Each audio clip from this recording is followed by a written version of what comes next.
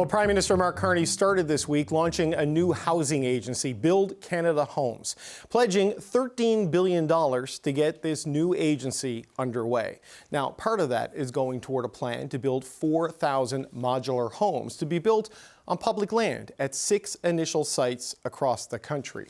And it's all part of the Liberals' promise to double home construction as Canada faces a worsening housing crisis. A report from the Canadian Mortgage and Housing Corporation found there's a 3-year decline in housing starts. The change is just beginning. We need to keep moving with speed and determination because the upheaval in the global trading system is not a transition, it's a rupture. And its effects are already profound. Gregor Robertson is the Minister of Housing, and he joins me now. Minister, it's good to see you again. Thanks for your time, sir. Great to be with you, David. So your government has rolled out Build Canada Homes. You've capitalized it, to use the Prime Minister's phrase, with $13 billion, and you're promising 4,000 housing units. Now, surely the $13 billion, you're not just getting 4,000 housing units out of it. How is the rest of that money going to be used? Yeah, the 4,000 homes are one initial project that we're talking about on federal land in 6 different cities across Canada. That's land that we can move fast on because it's federal land bank. We want to build homes as quickly as we can that are affordable across Canada. That's one example. We're also looking at 700 homes in Nunavut, where there's a real housing shortage, working with the government in Nunavut. We're looking at $1 billion being dedicated to homelessness and getting supportive bridge housing built with modular units across the country as well. And that'll be thousands of units for people who are coming out of shelters or off the street.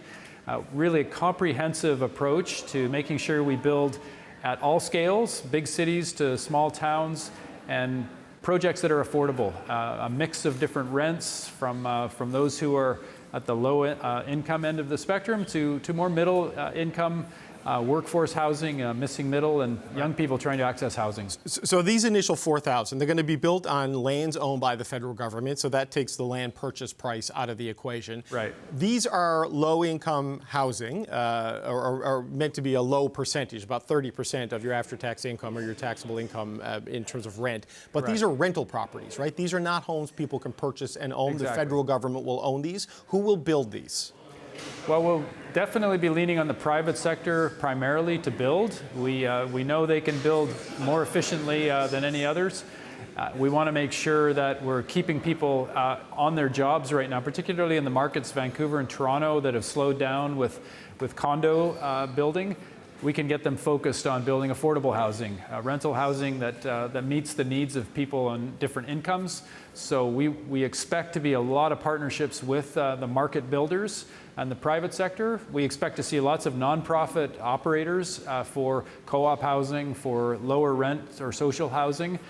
So, it's going to be about different partnerships. We're going into this with some flexibility. We want to put capital at the front end to take some risk out for our home builders that can build affordable and really ramp up the scale that's happening across the country. We need to get up to the 500,000 homes a year range over this next decade. Right. That's incredibly ambitious. We have to focus the new supply on affordable homes first and foremost. Okay, you mentioned Vancouver in your answer there, but none of these 4,000 homes, at least in the first 6 sites that you've outlined, and Nunavut, are in British Columbia. There's nothing there for Vancouver in this. Why is that, if that's an area of acute need? Well, I certainly I had a text right away from our housing minister, Christine Boyle in BC.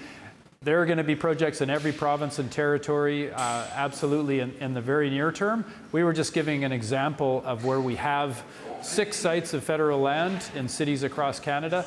We're expecting to have proposals coming forward of projects or portfolios of projects in cities and towns in every province and territory. So we want to be sure we're setting the table right now, taking action with what we can control here with federal land. We want to make that a clear example of deep affordability using new factory-built technology, Canadian materials that Canadian workers and Canadian technology is producing. And we want to make sure that we're also welcoming proposals from across the country and we get building as quickly as possible across Canada. Okay, so as the missing provinces and missing markets fill into this particular plan, does that add to the 4,000 or is the Absolutely. Okay, so the 4,000 is for those 6 sites and anything beyond that grows it from there? Absolutely. Yeah. Okay. It's just a very, very small example of what's coming. Okay, so the low-income housing, I'm not saying this is an easy thing to do, but if you have government land and you have government money and you have government focus, you can make progress there. The market housing has been a much tougher nut to crack. You have written a letter to the Mayor of Toronto warning them that they could lose some of the money they got in the Housing Accelerator because of the direction of housing starts in Canada's largest city. Is that a sign that the Housing Accelerator approach doesn't work and that things need to change? Actually, we're seeing really good results from the Housing Accelerator Fund, and that is now 241 cities and towns across Canada that have come forward with commitments to do more homes, more density, to cut red tape and make it easier for home builders to build in their communities. We're seeing great success actually across the country. Even Toronto is on track to deliver over 60,000 new homes as part of this program. But we have to make sure that all of them are following through on their commitments. The federal government has funded as a carrot approach, made sure that offering funding to give incentive to these communities to go farther and faster, making sure they're doing everything they can to cut red tape and get homes built. And we're seeing really good results, really good uptake right now. And I expect we will continue to see solid results that help also with Build Canada Homes. Right, but overall, it's a grim forecast for housing starts in this country coming from CMHC. RBC makes the point it's pretty good in the Atlantic and out west, but Toronto and Vancouver are a problem. So if the Housing Accelerator works in places that aren't Toronto, does this mean Toronto is the problem?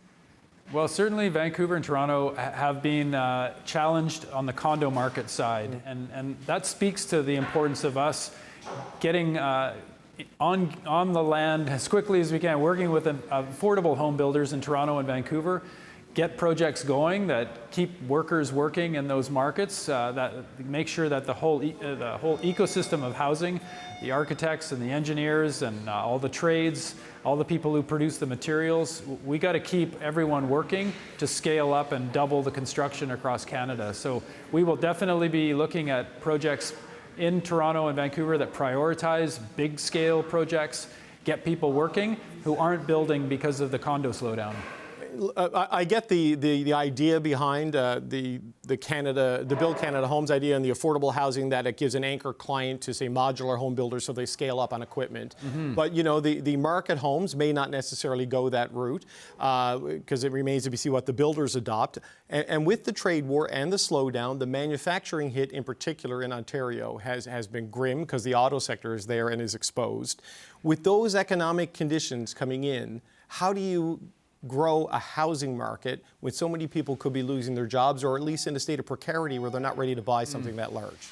Yeah, it's a really good question. It's a very tough economic circumstance that we're in, caused by the United States through no fault of our own, but we have our own solutions to that. We can invest in ourselves, and I think as the housing minister, there's no better place to invest than our own homes and building affordable homes that we haven't built enough of for 3 decades, frankly. We're way behind in terms of the amount of affordable housing, non-market housing that we have in Canada. European countries have 2, 3, 4 times the amount of affordable homes that we do in Canada.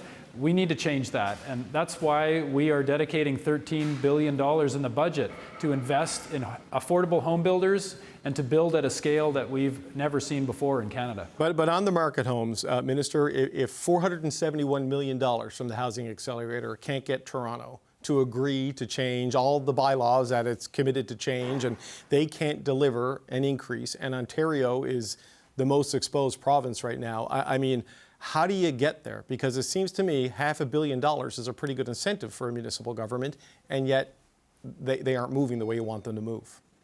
Well, I'd say there is serious movement in Toronto. They're making a lot of progress on the other 34 of their 35 commitments. So there's only one that is off target right now. It's a big one, though, right? It's a big one, but it's actually, matters. It does pale in comparison to the other 34 commitments where we're seeing results.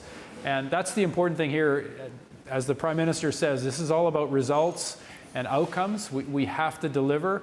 I think there's a great opportunity in Toronto to get our market builders focused on a mix of affordability and projects. I think we're going to see proposals. I'm hearing this from the developers. They want to build. They want to keep their teams building.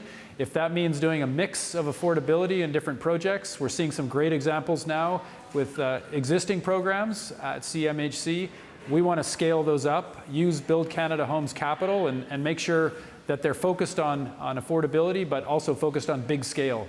But does it mean, just a quick final point, does it mean even more government money to drive that market housing component of the mix? Do you anticipate you'll have to get into that in a bigger way? No, I think the market will take care of the market, but I think where we can help the market builders is enabling them to do mixed affordability projects so that there will be some market and there will be some below market, but overall they'll be able to build big projects, and which is good for community too, because you get a mixed community, different incomes, all in the same set of buildings or homes. I think we can help the market to recover, but we're investing on the affordable side. We're investing in the non-market side and enabling, and we can do that on federal land as well. We have a huge federal land base. I'll be working with all my fellow ministers to look at other opportunities with federal land that can make it more affordable, and we can do a mix of housing. Okay, Minister of Housing Gregor Robertson, appreciate your time. Thank you, sir. Thank you, David. Okay, Conservative housing critic Scott Aitchison is here to respond to what we just heard from the minister. Scott Aitchison, it's good to see you again. Thanks for having me. We promised we would have you back once we got the plan. They rolled it out on Sunday, so it took a few days. Let's start with that low-income component, the non-market component that the minister is talking about, the setting up the Build Canada Homes to start with 4,000 units and scale from there. What are your thoughts on that approach? Well, my first comment would be, did they actually roll it out? I have more questions than answers now. I mean, they made this great announcement for this new housing agency with $13 billion for 4,000 units in 6 different sites across the country. And the question remains, why spend $13 billion creating a whole new bureaucracy? There's already... Well, it's not a $13 billion bureaucracy. It's $13 billion in capital $13 billion for housing. But right? it took them 6 months after getting reelected to come up with a new housing bureaucracy with $13 billion for a number of things, not the least of which is building 4,000 units. Why wasn't the CMHC capable of doing that? I asked the Prime Minister on day one of Parliament back in June, why would you create a fourth housing bureaucracy when you have Canada Lands Company that could do this and does this stuff already? Why did they take 6 months to build a whole new bureaucracy? He was asked this on Sunday at the announcement in Nepean, and his response, and I'll get your response to it, was essentially, this is taking a component of CMHC and others and giving it its own focus and its own clarity and its own mission.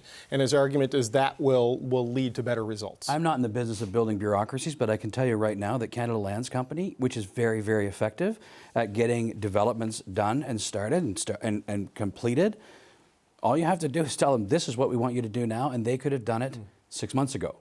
Okay, but coming up with $13 billion to capitalize it so that can be used to help with like either financing or buying in and these things and helping the private sector build these non-market homes, starting with the 6 sites and the 4,000 and another 700 for Nunavut. What do you make of that approach, that ambition, and the way they intend to do it? Well, the most effective way to get non-market housing built is to make sure that you are incentivizing the private sector to do it. There's no question about that. We have to have government investment in that non-market housing. But the math is very simple. The cost of building homes, whether it's multi-unit or single family, is made up of the land, the approvals process, the construction, and then the government charges taxes and fees. Right. When the government is 30% of that cost, it's expensive. So if we can reduce that cost, and in this case, if we could get maybe free land available, now your math starts to add up and you can actually build many unit buildings, multiple unit buildings, and have affordable and deeply affordable units within a market building. This is the other question I have about their plan. They've got 6 sites all across the country. Are they all going to be deeply affordable units that they're building? This is how you create stigmatized communities. Are we going to do this in mixed-use communities? I don't know what the answer Well, to that question. there was a suggestion at the end that they would hope it would lead to larger developments, from Minister Robertson, that would lead to a blend of market and non-market. But I take your point. You don't want to create just essentially public housing ghettos. You want a mix of communities. But I think that is a detail we might not get until we see some advancement on the specific projects. Which right? comes back to the point, have they actually rolled anything out yet? Okay, well, another question I have is, I know the overall top line number on housing starts is going down. It's not in a good place. But when you break it down by region, there's a bunch of different pictures, which is common in a country like Canada. I mean, RBC has an assessment out saying Canada isn't in a housing start slump. Ontario is. And making the point that housing starts have been the strongest ever in Canada in the last 4 years, totaling more than 1 million units, remain robust in much of the country. But it's Ontario, in particular, the GTA, that's been in steep declines. So is this an Ontario and Toronto problem more than it is a national problem? You know, it's a problem in those jurisdictions where development charges, local development charges, are the highest. This is what Pierre Poilievre and I have been saying for years now, that the impediment to getting more homes built, more affordable homes built, is in fact government process, charges, taxes, and fees. Right. With 30% of the cost of a home in the GTA is government, 30%. And so unless you get those costs down, no one can afford to buy them. This is the point. You're right. In areas of this country like Atlantic Canada where they don't have development charges and smaller places and cities like Edmonton, for example, housing starts are up. They don't have massive development charges. They don't have this ridiculous approvals process. It's the GTA and the Lower Mainland. It's not just Ontario. It's the GTA and the Lower Mainland. So I know you say 30% of the cost is government. I mean, to be more precise, it's local government, right? If it was the national government's fault, it'd be a problem everywhere, it's wouldn't it? It's not just local government. It is a lot of it is local government. Yes. But it's also the GST, for example. Now, the government has announced that they're going to take the GST off of new home construction. That's the only time it's applied, is on new home construction, but only for first-time home buyers. Sure. And we've advised them, the industry has advised them, that this will do the square root of nothing for housing because the new home buyer makes up less than 5% of the new home market. So no one's going to break ground for less than 5% of an already kind of small market. So what we've proposed all along is that you take the GST off of new homes under $1.3 million. Our argument is that we don't, the new home, a brand new home in those markets, for example, you'd be lucky to find a new home for $1 million. But so why do we charge the GST on a portion of a home if that's a basic necessity? We don't charge GST on real food at grocery stores, for example. It's not like we say, okay, well, you can only spend $100 a week on groceries, then we start charging GST. This is the problem. Right, but the numbers would suggest, using your argument or your math, that it's 30% of the cost of a home goes to government, mostly the local development fees. The GST at the federal level would be up 5%, right? So it helps. I'm not saying it wouldn't have an impact, but it's not the primary cause. It is like Toronto got $471 million in the housing accelerator. They're not doing the density changes that were requirements to that. They're now being threatened with the loss of up to 25% of that money. It seems to keep coming back as we drill down on this. The bottlenecks are at municipal government levels and provinces refusing to tell municipalities 6 units as of right or 4 units as of right. This is where the challenge is. And you heard the minister, he talks about all the carrots he keeps feeding Toronto. It's getting to be pretty fat and not doing what they need to do. The fact of this issue is that if you cannot get local governments charges, costs, fees, taxes, all that down, you can't reduce the cost of local government, you're never going to get more units built. And so the Housing Accelerator Fund was supposed to do this. And I will acknowledge that in some smaller rural communities across Canada, it's actually an effective tool. Right. But in Toronto, where they haven't even lived up to one of the core commitments, there's 6 main... I know. Right? Like there's 35 in total, but there's 4 or 5 that matter. To make it easier to build multi-unit sixplexes, for example, as of right, don't have to go through the process.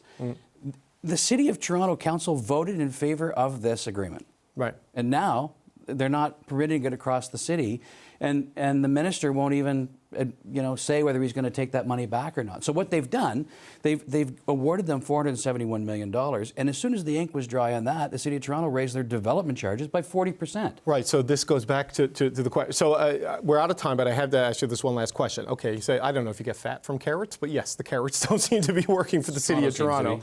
I know you and your leader have kind of talked about sticks that hit certain targets or lose access to infrastructure money. That then punishes the citizens of that community who have done nothing wrong. They've bought homes. They've overcome those development charges. So, I mean, if the carrot doesn't work and the stick has collateral damage, I mean, what is the third way to get these municipalities to move? Well, the only way to get them to move is to actually tie infrastructure dollars to results. This is the problem. You've heard the minister himself talk about tying money to commitments. You know what? Canadians can't wait for commitments anymore. The crisis started a long time ago, and it's getting worse, and it's going from crisis to catastrophe because the industry is laying people off now. Right. Okay. Well, Scott Aitchison, conservative housing critic, we always appreciate the time. Thanks for coming in today. Thanks for having me. Thanks, sir.